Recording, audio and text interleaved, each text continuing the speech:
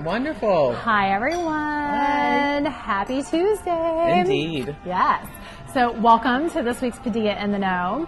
We are at the London in West Hollywood today. So just living it up here in West Hollywood. It's wonderful. The hotel life. This is the best, Amy. I love this. Know. Well, and we're so excited to have Robbie with us. Thank you. Love Robbie to death. So Robbie and I met a long time ago, Indeed. Longer than we'll confess to. Yes.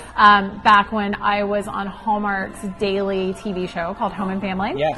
And you have just been up to so much. So I'm going to let you fill us in on all that you've been doing. Well, I mean, Amy was actually one of the first to put me on television, national television at that. That being on the Hallmark Channel with Amy, we did a few seasons together on there too, didn't we? It was fun. And you know, going on there as a beauty expert has just allowed my career to blossom and flourish beyond my wildest dreams. You know, working on various morning talk shows, talking about beauty trends, what's happening, the great products to use has given me such great joy that we've actually been able to parlay that into QVC, which is my biggest dream. You know, it's amazing. Working on QVC, representing the longest running beauty brand on QVC, that is Nick Chavez. He's been on for over 30 years now, so to be a part of that legacy is really such an honor. It's incredible. So, I mean, I think that QVC is one of the things that we're going to talk about today, but truly what we're focusing on is talking about brand representation. Totally. And like the kind of the do's and don'ts of that. Yes. So whether it's your company and you're representing your own brand on air, or you're hiring someone on your behalf to speak to your company. And that's what you have to do sometimes. Yeah, totally. Yes. I feel like there are definitely some ins and outs to it and just a little bit of best practices. So I thought that's what we would chat about today and learn about all those things. So I think one of the balances that you strike particularly well is you're able to speak to the brand and you're able to talk about what they do and what the value is within the brand. Yes. But you're able to do it in a way that's so authentic to you. Thank you for that. And I think that's sometimes can be a missed skill. So can you tell us a little bit about how you marry yourself to the brand so it's authentic to you, but also really beneficial to the brand? Yeah, I mean, and that's something you really have to do, especially, you know, when I try to speak about these brands, that you don't want to lose yourself. That, or you come, like you said, like a talking head sometimes, you know, that you're yourself and you're just conveying what you love about this product or brand to the viewer. And it's really easy as that you do have to have a little personality and still be yourself, or it can kind of go mundane and be rather dry, but having that little bit of pep, that little bit of spunk, that little bit of personality that makes the viewer tune in or listen, because you as a viewer, you know, we're doing the dishes, we're doing this, we're doing that, we're cleaning the house, that when you hear something with the TV on in the background, something a little more exciting, it gets you, and you stop, you pause, you look, oh, you know, what is he or she talking about? You got to have that little something extra that can bring the viewer in and stop, wait, and listen to what you're talking about. Yeah. And why do you think it's so important to always be yourself first on camera? You know, authenticity is key. And these days we're so knowledgeable as viewers what we're watching, if it's authentic or not authentic. So the viewer can see that. And if you aren't being your true self, that then relates back to the brand you're representing. Yeah. All right? So they're going to discredit you, and they're going to discredit the brand you're representing at the time. So that's why you absolutely have to be yourself on camera, because ultimately we love to watch people that are just being themselves. Yeah, it's true, because you feel connected to them. Yes. And you feel like you can not just relate to them, but you can see some of yourself in them. Oh, and for sure. ultimately that marries you to the product. That's exactly what it is. Yeah. Well said. And that's the goal. That is the goal. Obviously, to marry yourself to the product. So a lot of brands are turning to people like you, like spokespeople, to help them represent their brand better on television. Can you tell me a little bit about what you think brands should be looking for when they're finding someone to help represent them on camera? You know, and I love that question, because the spokesperson should really mirror or be so similar to the brand, that as a spokesperson for the brand, you want the brand ambassador to truly embody the brand. That if you're looking to sell some sort of accounting software or something like that, you aren't going to have a bubbly, crazy person talking about it. No, you're going to get someone who's a lot more serious and can talk about numbers and analytics and everything like that. But if you're selling something more fun and bubbly, you're going to want a fun and bubbly person to truly represent your brand to its core. That there really shouldn't be any disconnection between the spokesperson and the brand. The spokesperson should basically be on brand. Yeah, that's so smart. How do brands typically reach out? You know, brands reach out, it's kind of a two-way street, really, that I sometimes reach out to brands that I feel as though would love to be in the market and that I could be a great spokesperson for, but others that have seen me on TV will reach out via Instagram, email, social media. A lot of times they go through a PR agency as well. That when I first started, getting in touch with a beauty PR firm was really crucial for my being on TV and success and what have you, because they already had the brands ready to go. They just needed that spokesperson. That all too often on Instagram, I've had young hairdressers reach out wondering how can they get to my level of being on TV and whatnot. And that's what I tell them to do. Reach out to your local beauty PR firm because they are always needing TV personalities to put before morning television shows and everything like that. So do your research and see where are these brands going for PR, and then in turn you could be an asset to the brands and the PR company. Yeah, I think that's really smart. And I think it's also really smart to think about it as being an asset to them. Absolutely. So you're being someone who can speak engagingly, speak responsibly, you're fun to work with, you know, you show up on time, all those sorts of things. And I think that goes a long way, because I know, particularly with PR and, you know, when I used to be a producer, you have so much on your plate and you just have so many things going on all the time. So you need people in your corner that you can call and you can count on, and who are able to make themselves available kind of at the last minute, because a lot of things on TV happen at the last minute. It's so true. So it's good to have someone who kind of gets it and understands the structure, but also is great on camera. Absolutely. So. Yeah, you need to have that. I mean, the last thing you as a producer have to worry about is he or she going to be able to talk on camera? Are the nails going to be done? Is the hair going to be perfect? Do they have to have the hair and makeup? Producers, that's the last thing you have to deal with. You need to arrive camera ready. Hair, makeup, nails, everything needs to be done all the time, because you are representing that brand and you need to represent it to the best of your ability. You can't have anything distracting like a wonky nail or an errant hair, because that is going to go against wonky nails. the integrity of the brand. Exactly. Get your nails done. Yeah. So true. I live by that. Don't trust people who don't have their nails done. It's so true. So how can someone representing a brand, any brand, their own brand, someone else's, avoid sounding like a talking head and avoid not sounding authentic? Well, I think really just bringing things back to the present moment, you know, working with the host that you're presenting with, perhaps having her try out the product or the brand, whatever it is, that, you know, us as spokespeople, we're always talking about the brands, always doing it, always, you know, testing and trying new things, but how fun to get the host to interact and try this product and really just make it interactive, because if she's loving it, then the consumer is going to love it as well. Yeah. That all too often getting the other person involved and having fun and being cheeky with the host just brings you back to the present moment, and you get out of your head, you get out of the constant am I doing it right? Am I doing it right? What's going on? What do I look like? Yeah, everything like that. Yeah, so, I think it's easy to get lost in that. Yeah, so totally. It's good to like have some tactics to kind of help you get out of it. So I know that you have been on everything from morning news all through national shows all the way up to QVC. Yes. How do you keep the energy and enthusiasm high when you're talking about a product and not let it wane? Because I find that it's so easy on camera to be on for the first like 20 seconds, and then all of a sudden your energy just crashes once the adrenaline kind of drops a little. Exactly. It's so how do you like push through some of that? You know, I think you just have to have fun. You really need to be aware of what you're doing next, what the next step is going to be, all while staying present and in the moment. For me personally, it's rehearsal. You know, it's talking in front of the mirror and really having your words flow and go, and to speak about the product knowledgeably. That way you don't really have to worry about, what am I going to say next? What's going on? But in order to keep the energy up, it's just fun. You got to have fun with it. You really need to let your personality show through, and we're just having a good time, and that's all it is. Because you're right, sometimes the energy can drop, and that's where you really have to shake things up. I think that's such a good point, too, about rehearsing in front of the mirror. Because I think a lot of people are really nervous about seeing themselves on camera. And a good trick or a good tip to try it out, like obviously you can video yourself on your phone. Great idea, but the mirror is great because it allows you to say it a few different ways, a few different styles, and watch it back in real time and be like, oh, do I look weird when I say that? Or do I seem too stiff and like robotic? Or is this fun and engaging?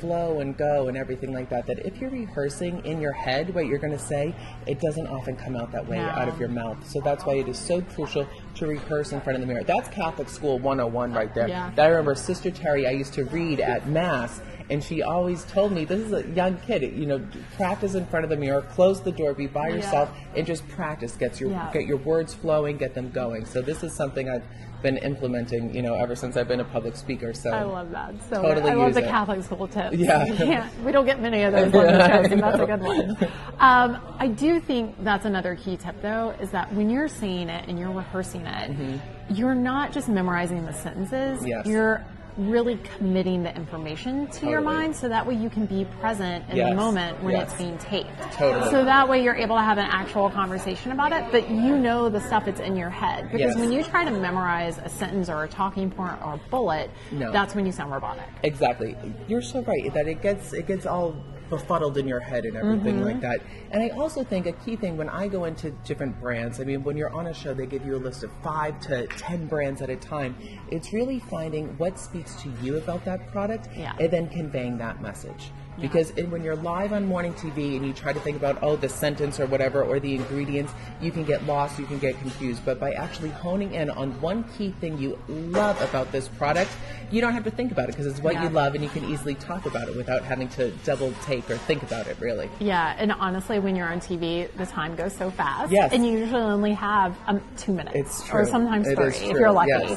And so you just want to hone in on that one component. Allows you to be enthusiastic. Exactly. Allows you to get a great point across. And if you're excited about it, chances are someone watching is going to be excited about it too. Absolutely. And then the host will be excited, and then it can kind of snowball, and you guys can continue talking and building on how much you love this certain aspect about the product and so on and so forth. Yeah, and it becomes a real conversation. And it doesn't just become you like rotely regurgitating. Yeah, this has vitamin E, this has this. It's like, no. Yeah.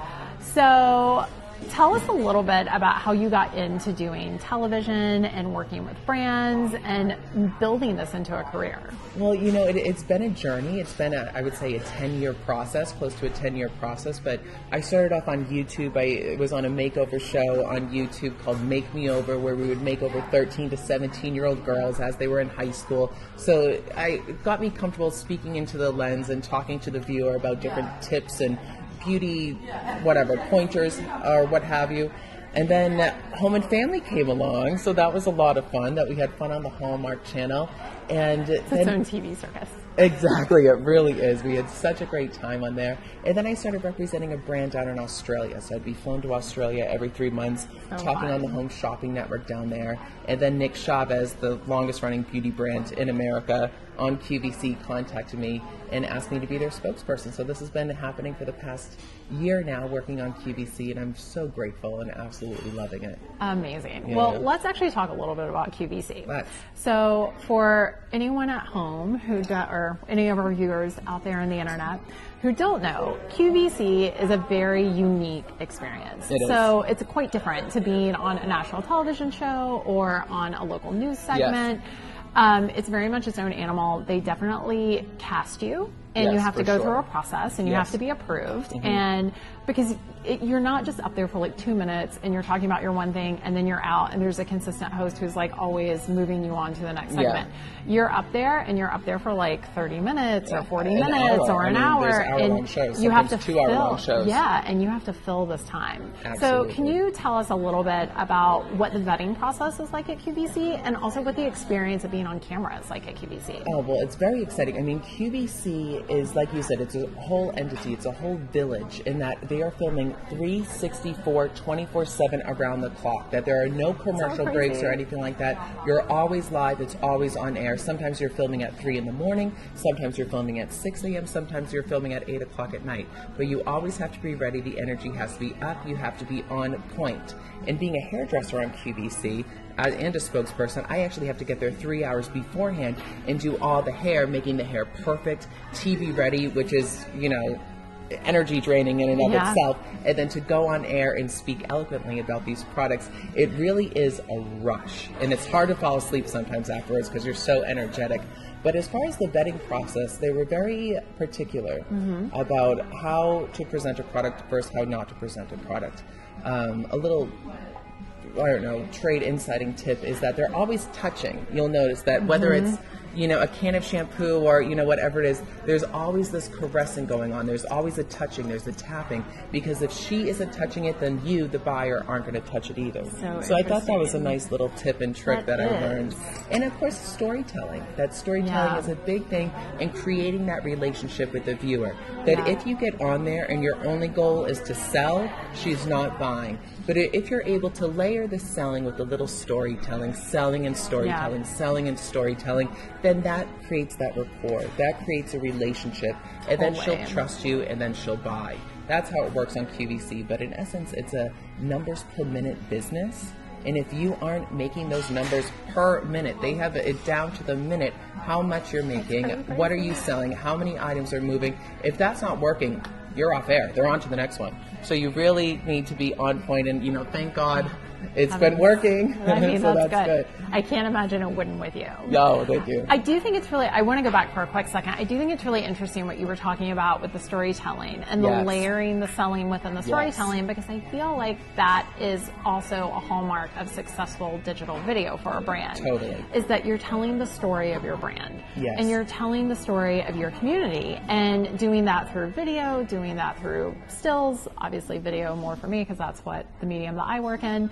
But I do know for statistically and through Google Analytics and all the SEO numbers that video that tells a story and the product almost becomes the second character in that story versus the front character. Yes. That video performs infinitely better. Isn't that so interesting? Because you can relate to that. I mean, not everyone can relate to the product that they're first seeing for the first time, but they can relate to another human being having human experiences. Yeah, totally. And I think it's such an important thing as a brand to think about when you're looking to partner with a spokesperson, that you want to feel that you're partnering with someone who can authentically tell your story and tell the story of your brand in the voice that that brand should be represented in. Yes, I agree that, it all comes down to the spokesperson. And if they are able to convey this relationship with the product, with the brand, and just truly embody it, then of course you're going to totally soak in what they're saying and absolutely love it because it makes sense. It's on brand. It's a person you now trust because you can relate to them. Yeah. And if they love this product, why wouldn't you love it too? Yeah, at least give it a shot. So tell me a little bit about how brands can best go about being considered for a larger format experience like a QVC. Well, QVC, I mean, there's so many different ways to get in, and you have to be ready for it. That some may think, oh, it's the end-all, be-all, but I mean, they are moving large quantities of products. Yeah. And if you aren't up to speed, then you're going to be overwhelmed, and it's just, you'll be swallowed up by this huge fish. That you really have to be ready, and the numbers have to be there to crunch. You need to have quantities and products and inventory available to give all of America. I mean, the sales, she is buying. Do not sleep on QVC because it is still a very, very viable market. And I mean, the money that comes in and out of there is insane. So if you have a brand and you're thinking, oh, I would love to get it on QVC, you want to talk to a buyer. Find a buyer at QVC, and really then you can start to crunch the numbers. What do you have to have ready to go? And look at other brands that are selling products similar to yours perhaps, and see how they do it. What are they doing? I mean, constantly reinventing with new scents, new products, new lines, that it's not selling the same thing every time on QVC, that the QVC buyer is very sophisticated and they know what they're getting. But I feel like all too often we think of the old cat lady in the Midwest, or, whatever it is. Right. It's but not like that. On in the background in a nursing home somewhere or something, but that is not the case. No, she is a very savvy buyer. Yeah. She knows value, and she knows a good deal. Well, and I think that's the thing, particularly with the internet. Yes. So you can comparison shop, and QVC is clutch at offering people really great value for money. That's true. And they run deals that are exclusive to QVC. Exactly. And I think as a consumer, but also as a brand, it's important to take that into consideration and understand that the discount isn't necessarily what's going to seal the deal. It's the experience with the brand. Absolutely. But being able to offer a unique discount allows you to move more product, but you do need to be ready. Absolutely. Because it's like a snowstorm. Exactly. The value is one thing, but value is a dime a dozen on QVC. That if you're on Q, obviously it's going to give you a good value, but having that wow factor. I mean, a before and after can do wonders for your brand. Yeah. Absolute wonders, especially, something that you can demo live whether it's erasing fine lines or giving instant volume to the hair, that there are so many different tricks, little tips and tricks as far as creating the ultimate before and after. That sometimes I know, all right, I'm about to put this hair care, Nick Chavez, in this woman's hair. The hair is going to explode. It's going to get big. And you just know that the phones are about to ring off the hook the minute you put this in the hair. It's like you have this weird energy that you know it's going to happen. It's such an interesting thing. It must be such an interesting thing for you to have those live minute by minute analytics. To see like the numbers in. and the ticker. It's exciting. It's definitely, it's an adrenaline rush for sure.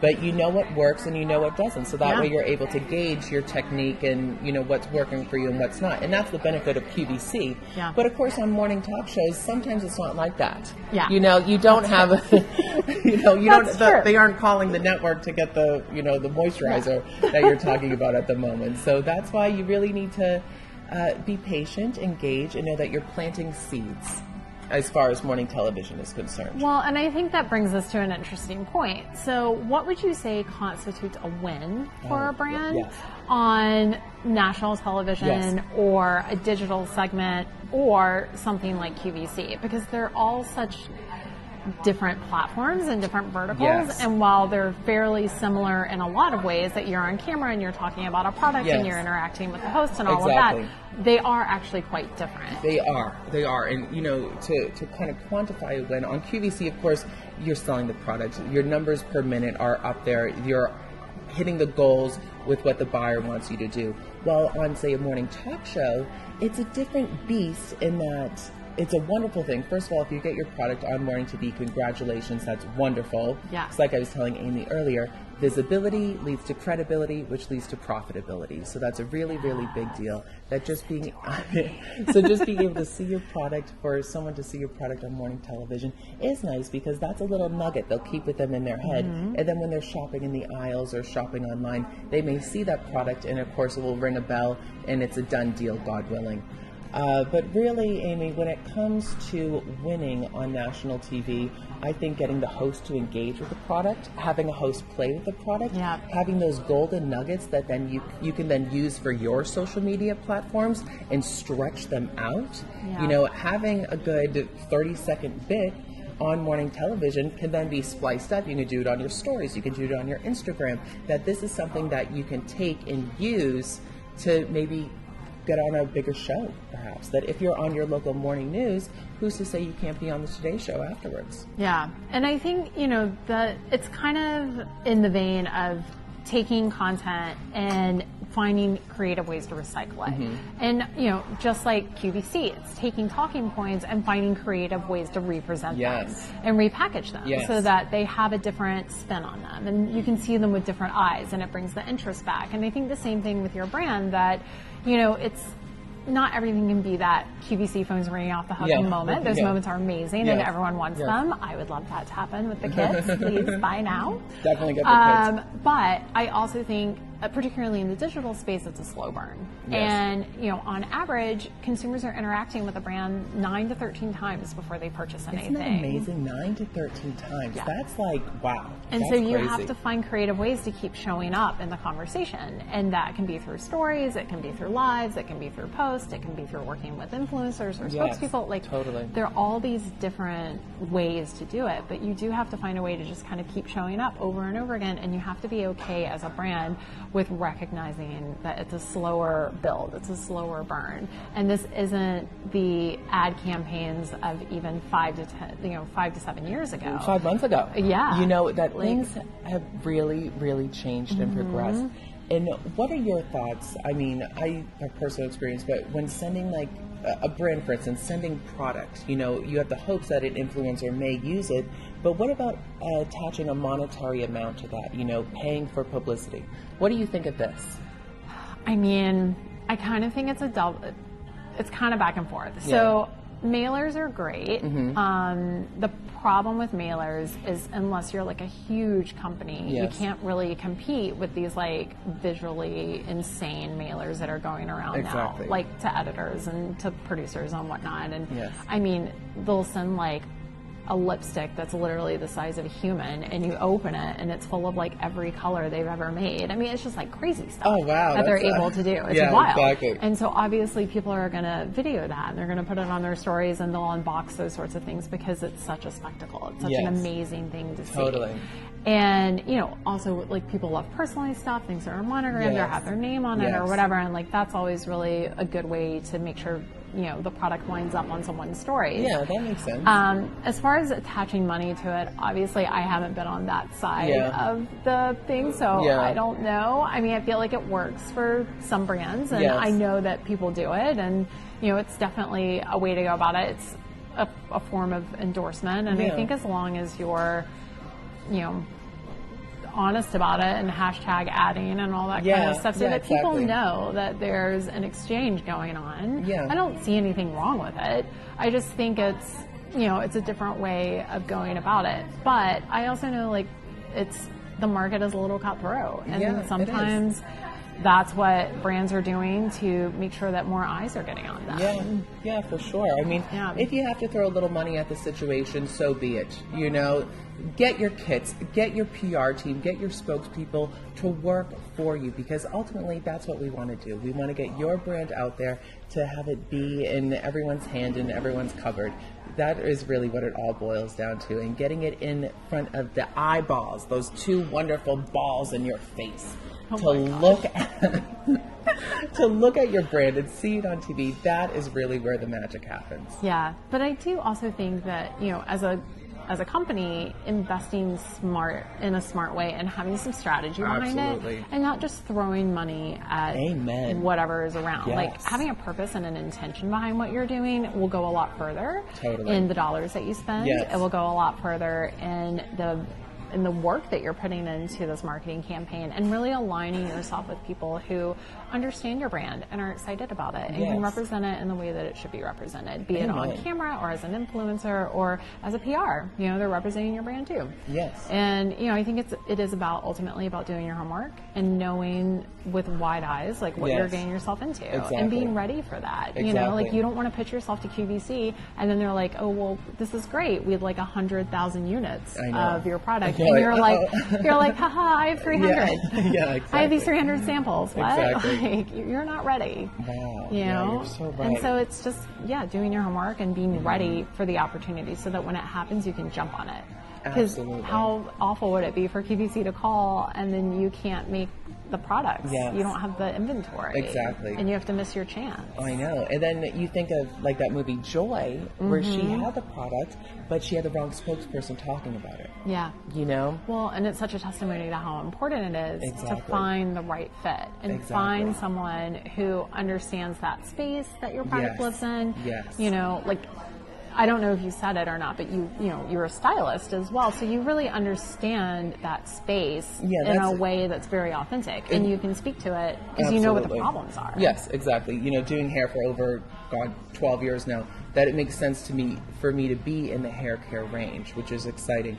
But then, having been the spokesperson on different morning shows talking about beauty, the producers see you as more than just a beauty expert, that can then transition into lifestyle expert, which has started to happen recently as well. So it's exciting that once you hone in on your expertise, let that explode and have so much fun with it. Because when the consumers see you as the expert, they're going to then attach other opportunities or other brands to your name as well. Well, and I think it's also not being afraid to be a little vulnerable on camera and tell people your story and be honest about it and share your real experiences, because by doing that, not only does it make you more human, but it also shows that you're multifaceted. Absolutely. You know, like there's more going on than just one thing. Exactly. Which is true for everyone. So. Yeah, we have to reveal, when you reveal something about yourself, you relate to people, and hopefully that relating will create ratings as well, right? You know, I love that.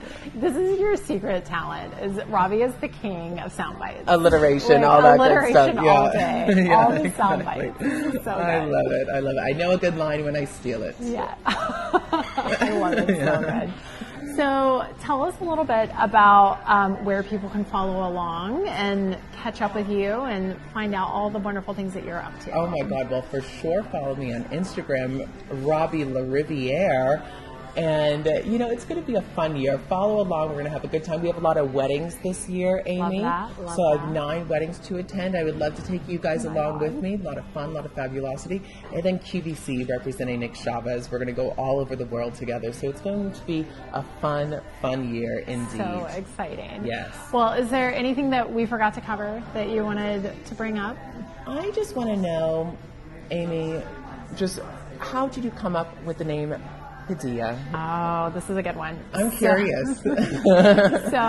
I started the company a year ago, but probably a year and a half ago, I sort of had it in my head and was mulling around ideas for names and stuff, and was just sort of Googling things and whatever, and turns out that Paideia is an old Greek word that, like ancient Greek, like very old, that means intellectual creative collective.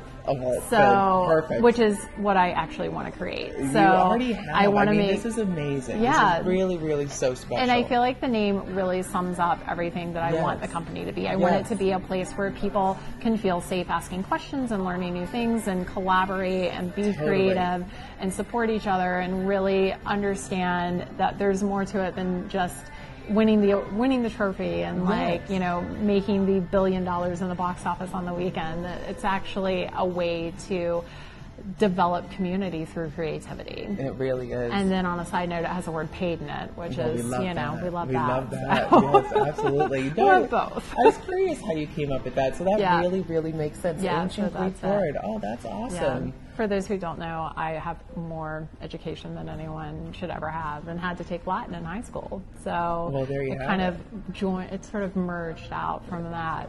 But that's how it came up. Oh, well, this has been so much fun, Amy. This has Thank been you so fun. much. And thank you. This has been great.